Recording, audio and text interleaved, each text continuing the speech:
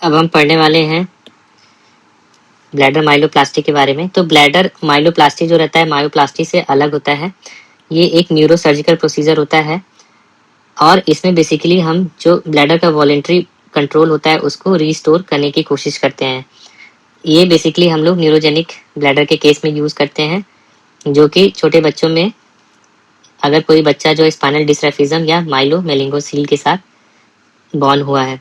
तो इसमें बेसिकली क्या होता है, ये माइक्रो सर्जिकल रिपेयर होता है और इसमें हम लोग जो S2, S3, S4 nerve root है उसको ग्राफ्ट करने की कोशिश करते हैं या माइक्रो सर्जिकल टेक्निक्स को एनास्टोमोसिस करके रीजनरेट करने की कोशिश करते हैं और इसके लिए हम लोग न्यूरल स्टेम सेल्स या न्यूरल ग्राफ्ट यूज़ करते हैं। तो न्यूरल स्टेम सेल्स या न्यूरल ग्राफ्ट यूज़ करके हम लोग डेट्रूसर जो मसल होता है उसकी इंस्फिंक्टर के साथ जो सिनर्जी है उसको रिस्टोर करने की कोशिश करते हैं। तो हमने क्या पढ़ा, जो एक होता है मायोप्लास्टी। मायोप्लास्टी में हम मसल्स ब्लैडर में ऐड करते हैं ताकि उसकी कैपेसिटी बढ़ा सके। और माइलोप्लास्टी में हम लोग जो रहता है उसके वॉलेंट्री कंट्रोल को नर्व को रीजनरेट करने की कोशिश करते हैं with the help of microvascular repair या ग्राफ्टिंग या न्यूरल स्टेम सेल्स या नर्व ग्राफ्ट, इसके थ्रू करने की कोशिश करते हैं। तो अगर हम बात करें तो सबसे पहले 90s 80s में इसकी शुरुआत हुई थी और एनिमल्स पे ये ट्राई किया गया था। फिर 10 साल लग गए पहली बार इसकी सक्सेस पाने में और वो यूरोप और जापान में मिला था।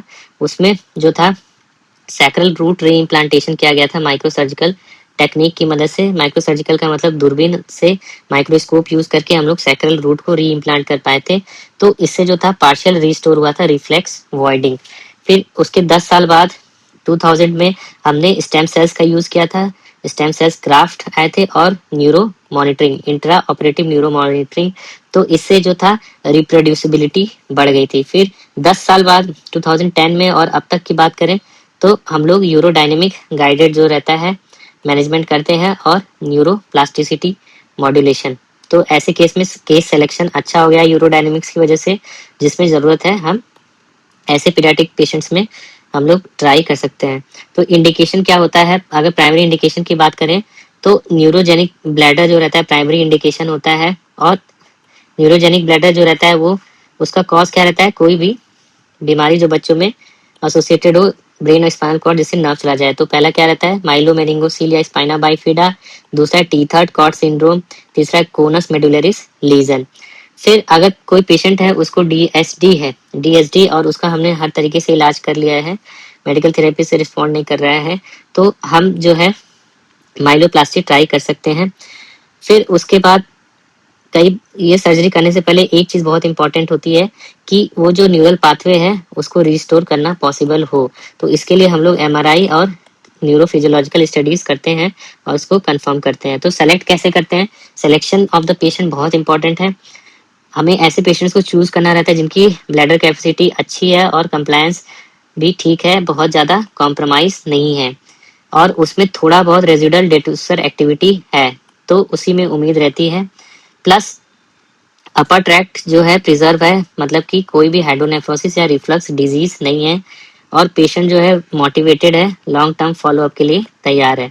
तो हम ऐसा करते क्यों हैं, इसलिए करते हैं कि अगर नॉर्मल पाथवे की बात करें तो डेट्रूसर जो कॉन्ट्रैक्ट होता है वो पैरासिम्पैथेटिक फाइबर से कॉन्ट्रैक्ट होता है और वो कहाँ से आती है, S2, S3, S4। जो S2, S3, S4 से आती हैं तो किस नाम से आती हैं, पेल्विक नर्व्स, वो डेट्रूसर को कॉन्ट्रैक्ट कराती हैं। जबकि इंस्फिंक्टर की बात करें तो इंस्फिंक्टर जो रहता है एक्सटर्नल इंस्फिंक्टर वो पुडेंडल नर्व के अंडर होता है। तो इन दोनों में जो सिनर्जी होता है वो पोंटाइन मैच्योरेशन सेंटर कंट्रोल करता है, तो हम इसे ही रिस्टोर करने की कोशिश करते हैं। तो न्यूरोजेनिक ब्लैडर में होता क्या है कि ये जो सिनर्जी है वो लॉस्ट हो जाती है, जो पेशेंट रहता है उसको डेट्रूसर ओवर एक्टिविटी रहता है, ब्लैडर का प्रेशर काफ़ी ज़्यादा रहता है, हाई स्टोरेज प्रेशर रहता है और कंप्लायंस भी बहुत पुअर रहता है। तो इन सब से होता क्या है कि अपर ट्रैक्ट डैमेज हो सकता है, किडनी डैमेज हो सकती है और पेशेंट को इनकॉन्टिनेंस हो सकता है। तो हम सर्जरी करना क्यों चाह रहे हैं, हमारा ऑब्जेक्टिव क्या है, हमारा ऑब्जेक्टिव है टू री एस्टैब्लिश द न्यूरल कनेक्टिविटी। तो जो न्यूरल कनेक्टिविटी है हमें उसको रिस्टोर करना चाह रहे हैं, पहला। दूसरा रिफ्लेक्स आर्क जो है उसको रिस्टोर करना चाह रहे हैं और तीसरा कोऑर्डिनेटेड ब्लैडर एम्प्टिंग और सेंसेशन। तो हम देख सकते हैं ब्रेन से सेरेब्रल कॉर्टेक्स जो रहता है इंटरप्रेट करता है पूरा मैसेज और वो स्पाइनल कॉर्ड के थ्रू भेजता है। थोरैकोलंबर आउटफ्लो से हाइपोगैस्ट्रिक नर्व निकलती है और वो ब्लैडर को कंट्रोल करती है और स्टोरेज फंक्शन में इन्वॉल्व रहती है। जबकि सैक्रल जो मिक्चुरेशन सेंटर होता है S2, S3, S4 उसे पैरासिम्पैथेटिक नर्व निकलती है जिसको बोलते हैं पेल्विक नर्व। वो बेसिकली डेट्रूसर कॉन्ट्रैक्शन कराती है। और इंस्फिंक्टर की बात करें तो इंस्फिंक्टर पुडेंडल नर्व कंट्रोल करता है जो कि वॉलेंट्री कंट्रोल होती है और इसमें पेल्विक फ्लोर भी इंपॉर्टेंट रोल प्ले करता है फॉर कॉन्टिनेंस। तो अगर हम ब्लैडर माइलोप्लास्टी की बात कर रहे हैं तो ब्लैडर माइलोप्लास्टी बेसिकली फंक्शनल जो करेक्शन है वो ब्लैडर मायोप्लास्टी है और इसके साथ हम लोग कुछ एडजंक्ट प्रोसीजर भी करते हैं क्योंकि पेशेंट को कई बार जो रहता है और भी प्रॉब्लम रहती है। तो हमें कई बार ब्लैडर की कैपेसिटी बढ़ाना पड़ता है और जो इंस्फिंक्टर है इसको हटा करके ये रास्ता ओपन भी करना पड़ सकता है। तो ये सब भी करना होता है ताकि इसका रिजल्ट जो रहे अच्छा रहे। तो हम पेशेंट को सबसे पहले प्री ऑपरेटिवली इवेलुएट करते हैं। हम बीमारी का पता लगाते हैं with the help of MRI। Anatomy देखते हैं कि टी3 कॉर्ड है कि नहीं है, कोनस का पोजीशन, कोनस स्पाइनल कॉर्ड जहाँ खत्म हो रहा है उसे कोनस बोलते हैं, और कौन से नर्व रूट में एनोमली है। तो इसके लिए MRI कराएंगे लंबोसेक्रल स्पाइन, उसमें पता चलेगा।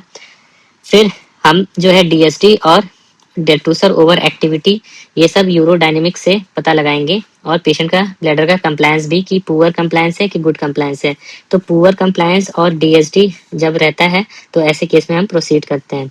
फिर हमें अपर ट्रैक्ट भी देखना होता है और रूल आउट करना रहता है कि पेशेंट को कोई भी हाइड्रोनेफ्रोसिस ना हो और रीनल फंक्शन मेंटेन हो, तब ये सर्जरी प्लान करते हैं। फिर जो न्यूरोलॉजिकल टेस्ट रहता है कुछ करते हैं ताकि हमें पता चल जाए कि कुछ उम्मीद है कि नहीं, नर्व फाइबर्स इंटैक्ट है कि नहीं। अगर नर्व फाइबर्स इंटैक्ट रहते हैं, पोटेंशियल रहता है रीइनर्वेशन का, तो हम सर्जरी करते हैं। तो इसको बोलते हैं मैपिंग। मैपिंग पूरा सेंसरी और मोटर पाथवे का रास्ता पता हम करते हैं, इसको मैपिंग बोलते हैं। तो ये करना बहुत जरूरी होता है।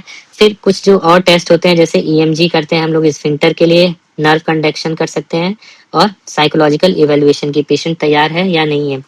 तो हम करते कैसे हैं, सबसे पहले अगर टी3 कॉर्ड रहता है, टी3 कॉर्ड में जो रहता है स्पाइनल कॉर्ड जो रहता है कैनाल से चिपक जाती है, तो ऐसे केस में हम लोग कैनाल से छुड़ाते हैं। तो छुड़ाते कैसे, हम लोग लेमिनेक्टमी कर देते हैं और कोनस जो रहता है एक्सपोज कर देते हैं। कोनर एक्सपोजर का मतलब स्पाइनल कॉर्ड को एक्सपोज करते हैं और उसमें क्या होती है, sacral nerve root S2, S3, S4। तो ऐसे में ये नर्व रूट को एक्सपोजर सबसे इंपॉर्टेंट स्टेप है पहला। फिर उसके बाद अगर कोई टी3 कॉर्ड है तो उसको रिलीज कर देते हैं। फिर ये जब नर्व रूट को आइडेंटिफाई कर लिया तो फिर हम लोग इंटर ऑपरेटिव इलेक्ट्रिकल स्टिमुलेशन करते हैं। और इसका मीन हम लोग क्या क्यों करते हैं कि हमें देखना रहता है कि कौन सा सेंसरी है और कौन सा मोटर रूट है, तो उसको आइडेंटिफाई करना बहुत जरूरी है सैक्रल रूट को आइडेंटिफाई करने के बाद। फिर हम लोग सोमैटिक और ऑटोनॉमिक फाइबर्स को अलग कर लेते हैं और ये चीज हम लोग माइक्रोस्कोप की मदद से करते हैं, जबकि सेंसरी और मोटर रूट हम लोग इंट्रा ऑपरेटिव इलेक्ट्रिकल स्टिमुलेशन करके करते हैं। फिर जब हमने सबसे पहले जो था नर्व रूट को सेपरेट कर लिया, तो अब हम जो डैमेज्ड रूट है तो उसको हम लोग रिपेयर करने की कोशिश करेंगे। और रिपेयर करने के लिए हम लोग जो है ऑटोलॉगस सूरल नर्व यूज कर सकते हैं या स्टेम सेल यूज कर सकते हैं।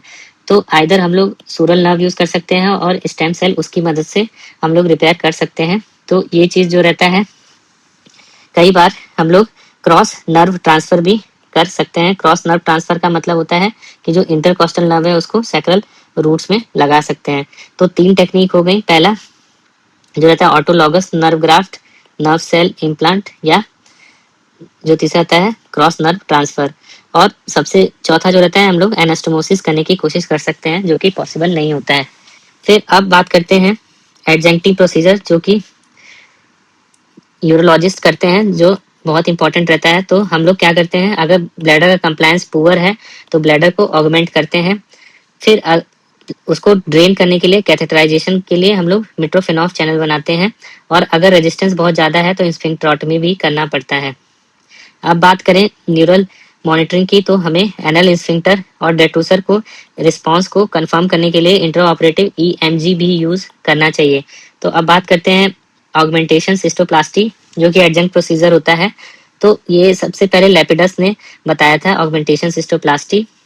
और इसमें हम लोग क्या करते हैं, सर्जिकली ब्लैडर को बड़ा करते हैं with the help of using bowel. अब बाउल में हम लोग क्या यूज कर सकते हैं, आइदर इलियम या सिग्मॉइड या कोलन। तो सिग्मॉइड कोलन जो रहता है अब कम यूज करते हैं, कॉम्प्लिकेशन ज्यादा होता है, अब आइलियम ज्यादा यूज करते हैं। हमारा जो मेन टारगेट रहता है ऑगमेंटेशन करने का, तो ब्लैडर कैपेसिटी बढ़ाने का। अब ब्लैडर कैपेसिटी बढ़ जाती है तो ब्लैडर का कंप्लायंस बढ़ जाता है और स्टोरेज प्रेशर कम हो जाता है, जिसकी वजह से अपर ट्रैक्ट इंजरी नहीं होती है। तो ऑगमेंटेशन सिस्टोप्लास्टी हम कब करेंगे? जब हाई प्रेशर सिस्टम रहेगा और ब्लैडर का कंप्लायंस जो रहे लो कंप्लायंस है और कोई भी दवा काम नहीं कर रही, तो ऐसे केस में हमें ऑगमेंटेशन सिस्टोप्लास्टी करना होता है। अगर हम बात करें न्यूरोजेनिक ब्लैडर है तो इस केस में भी हम लोग ऑगमेंटेशन सिस्टोप्लास्टी करती हैं। अगर ब्लैडर का जो वॉल्यूम है बहुत कम है, जिसको बोलते हैं thimble bladder, less than 50 ml, और जो कि हमें मिलता है in case of tuberculosis, radiation या इंटरस्टिशियल सिस्टाइटिस में। फिर अगर एक जो अलग सा इंडिकेशन वो है पोस्ट एक्सोस्टॉफी या फेल्ड ब्लैडर नेक रिकंस्ट्रक्शन।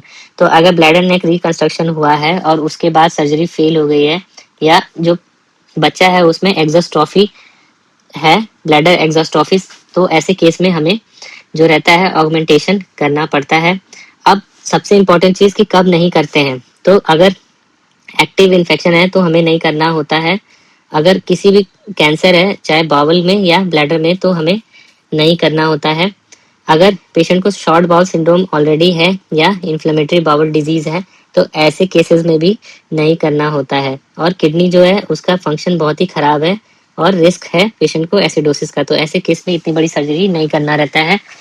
अब बात करें इसका प्रिंसिपल क्या होता है ऑगमेंटेशन का, तो ऑगमेंटेशन में हम लोग बावल को डीट्यूबलराइज करते हैं, फिर उसको हम लोग आपस में रिकॉन्फ़िगर करके एक लो प्रेशर स्फेरिकल रिजर्वायर बनाते हैं। यही होता है लैपिडस का प्रिंसिपल या लैपिडस का सिद्धांत। तो इससे होता क्या है कि लो प्रेशर सिस्टम क्रिएट हो जाता है। अब बात करें तो हम लोग जो रहता है ट्यूबुलर बाउल में क्या रहता है, कंप्लायंस का इशू रहता है। तो कंप्लायंस का इशू रहता है, इसलिए हम लोग जो रहता है ट्यूबुलर बाउल यूज नहीं करते हैं। दूसरा जो बाउल में क्या रहता है पेरिस्टाल्सिस होता है, तो जैसे ही हम डीट्यूबुलराइज कर देते हैं तो उसका कंप्लायंस भी ठीक हो जाता है और उसमें पेरिस्टाल्सिस भी कम हो जाता है। तो इसको करने के लिए हम देख सकते हैं, सबसे पहले हमने मिड लाइन में ब्लैडर को ओपन किया, जिसको बोलते हैं मिड लाइन सिस्टोस्टोमी। तो ब्लैडर जो है ब्लैडर डोम से ओपन किया और ओपन करने के बाद ये बाउल सेगमेंट लगा दिया। बाउल सेगमेंट जो लगाते हैं हम लोग वो 15 to 20 centimetre bowel segment use करते हैं आइलियम का, और इसके साथ हम लोग जो रहता है मिट्रोफेनॉफ कंबाइन करते हैं ताकि जो पेशेंट है वो सीआईसी कर सके।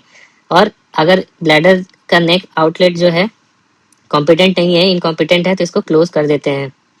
तो अगर हम बात करें बाउल सेगमेंट, तो आइलियम सबसे ज्यादा प्रिफर्ड होता है क्योंकि वो आसान होता है, इजी टू हैंडल, और म्यूकस प्रोडक्शन भी बहुत कम होता है। सिग्मॉइड या कोलन तब यूज करते हैं जब हमें बहुत लॉन्ग सेगमेंट्स या प्रायर एलियल सर्जरीज है हो चुके, तब यूज करते हैं। स्टमक जो रहता है अब रेयरली ही यूज होता है। स्टमक जो रहता है क्लासिकली जो रहता है हिमेचूरिया डिसयूरिया से एसोसिएटेड रहता है। वो स्टमक जब हम सेगमेंट यूज करते हैं तो हिमेचूरिया डिसयूरिया प्रेजेंट करता है। एडवांटेज क्या होता है ऑगमेंटेशन सिस्टोप्लास्टी का, इससे पूरी कैपेसिटी रिस्टोर हो जाती है और कंप्लायंस भी, और किडनी को प्रोटेक्शन मिल जाता है हाई प्रेशर सिस्टम से, और कॉन्टिनेंस भी इम्प्रूव हो जाता है। तो ओवरऑल इस सर्जरी का कॉम्प्लिकेशन क्या होता है, अगर हम अर्ली कॉम्प्लिकेशन की बात करें तो एनास्टोमोसिस क्या है, तो लीक हो सकता है, आइलियस में बाउल आइलियस में जा सकती है क्योंकि हमने बाउल को भी एनास्टोमोस किया है। देयर इज चांस कि पेशेंट को इन्फेक्शन हो जाए और ब्लीडिंग होने लगे। फिर अगर हम लेट कॉम्प्लिकेशन की बात करें तो बाउल जो सेगमेंट रहता है वो म्यूकस प्रोड्यूस करता है, दूसरा स्टोन बन सकता है, तीसरा परफोरेशन हो सकता है, एनास्टोमोटिक लीक भी हो सकती है, मेटाबॉलिक एसिडोसिस हो सकता है। मेटाबॉलिक एसिडोसिस जो रहेगा हाइपर क्लोरेमिक टाइप का होगा, और विटामिन डी B12 की डेफिशिएंसी होती है अगर आइलियल सेगमेंट यूज करते हैं। और मोस्ट ऑफ द केसेस में ब्लैडर कॉन्ट्रैक्ट नहीं करता है तो सीआईसी की जरूरत होती है। तो हमें इसलिए पेशेंट्स को लाइफ लॉन्ग सर्विलांस पे रखना होता है to look for stones, metabolic issue या मैलिग्नेंसी।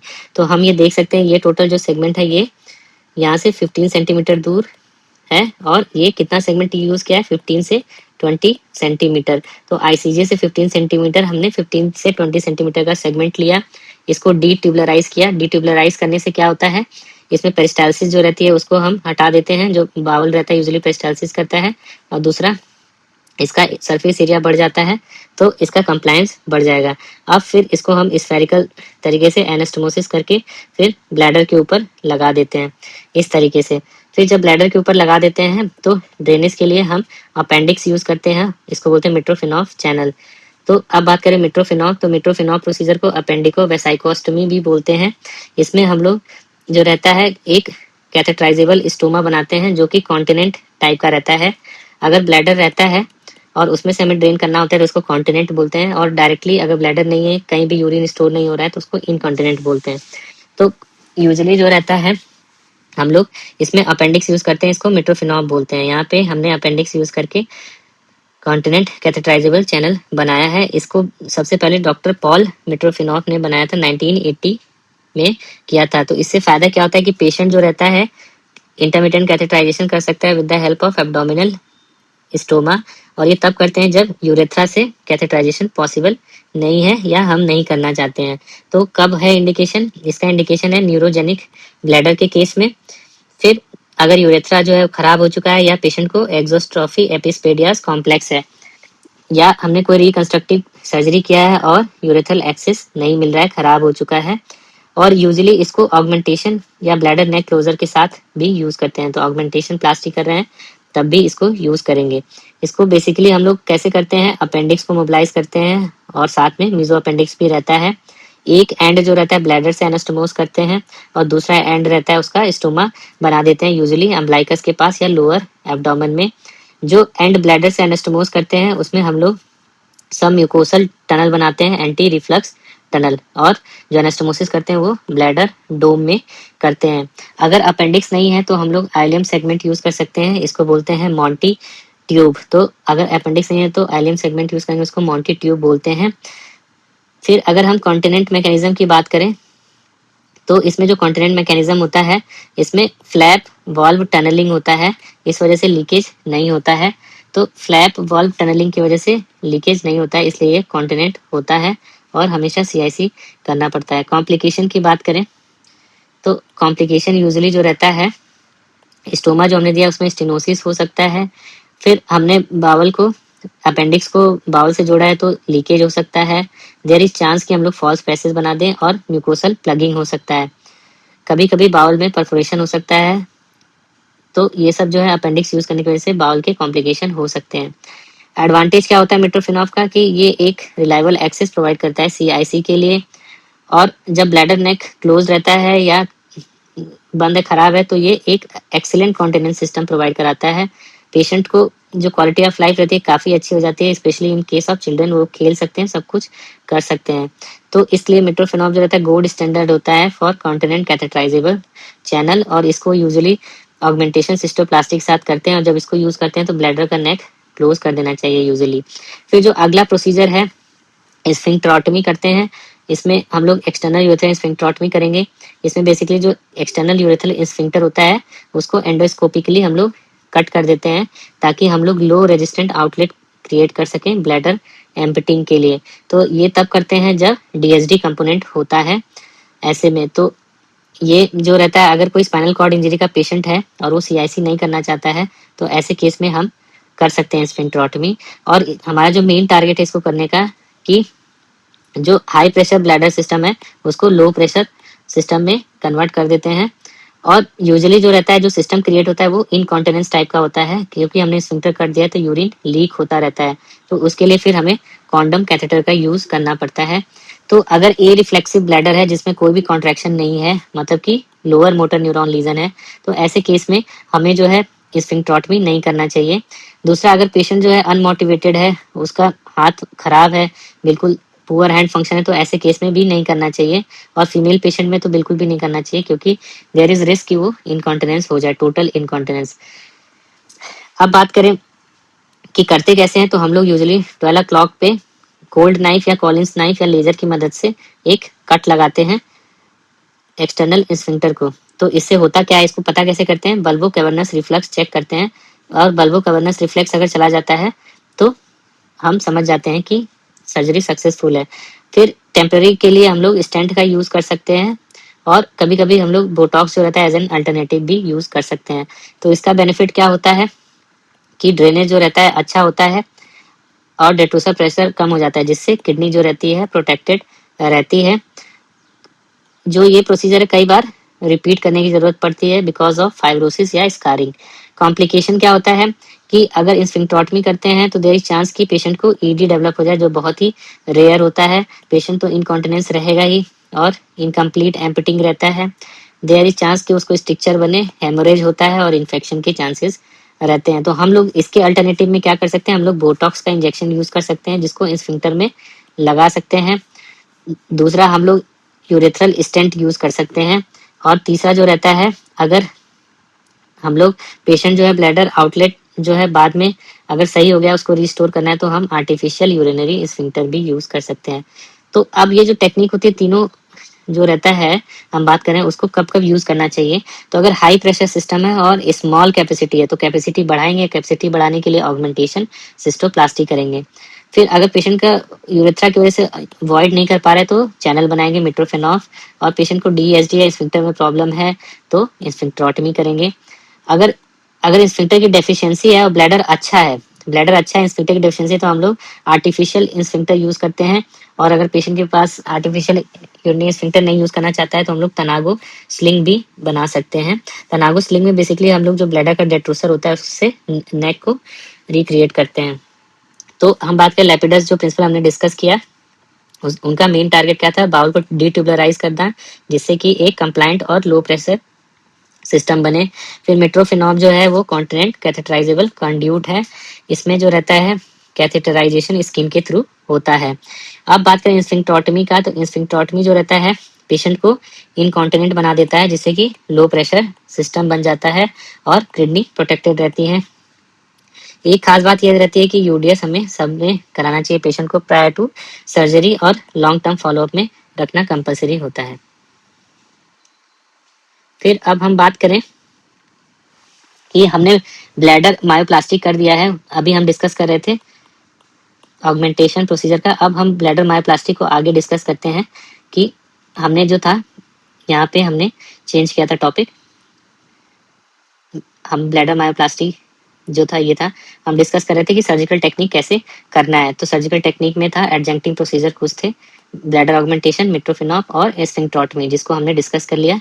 अब जो है आगे हम ब्लैडर मायोप्लास्टी का देखते हैं। तो ब्लैडर मायोप्लास्टी जो है बेसिकली इसमें सबसे पहला है कि पोस्ट ऑपरेटिवली कैसे मैनेज करेंगे।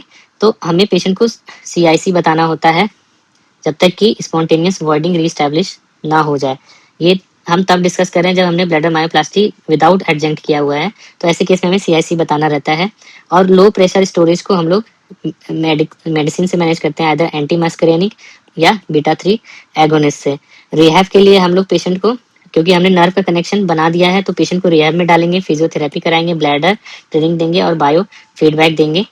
फिर रेगुलर फॉलोअप करते हैं पेशेंट को विद यूरोडायनेमिक्स, रीजनल फंक्शन चेक करेंगे और अल्ट्रासाउंड कराएंगे। तो आउटकम क्या होता है ब्लैडर मायोप्लास्टी का, आइसोलेटेड ब्लैडर, अर्जेंट प्रोसीजर नहीं कर रहे हैं, सिर्फ ब्लैडर मायोप्लास्टी कर रहे हैं, नर्व को रिपेयर कर रहे हैं। तो जो ब्लैडर सेंसेशन है ऑलमोस्ट 50% पेशेंट में रिस्टोर हो जाता है, और मोटर एक्टिविटी भी 50% में रिस्टोर हो जाती है। तो मतलब 50% में सेंसरी फंक्शन आ जाते हैं, 50% में मोटर फंक्शन आ जाते हैं, और जो 50% पेशेंट रहते हैं वो अपने आप यूरिन पास कर सकते हैं। तो सेंसरी मोटर अगर 50% में आ जा रहा है तो 50% अपने आप यूरिन पास कर सकते हैं। कंप्लायंस भी काफ़ी में इम्प्रूव हो जाता है मेजॉरिटी में। और अगर पेशेंट को अच्छे से चूज़ किया तो कॉन्टिनेंस जो रहता है वो भी अच्छा रहता है। फिर कॉम्प्लिकेशन क्या होते हैं कि जो नर्व रूट पे हम सर्जरी कर रहे हैं तो उसकी वजह से न्यूरोलॉजिकल डिटेरिएशन हो सकता है और भी प्रॉब्लम हो सकती है। जो डीएसडी है वो परसिस्टेंट रह सकता है। देयर इज चांस कि पेशेंट को सीएसएफ लीक हो और इन्फेक्शन हो जाए। जो हमने ग्राफ्ट लगाया है या न्यूरल एनास्टोमोसिस किया है वो फेल हो सकता है।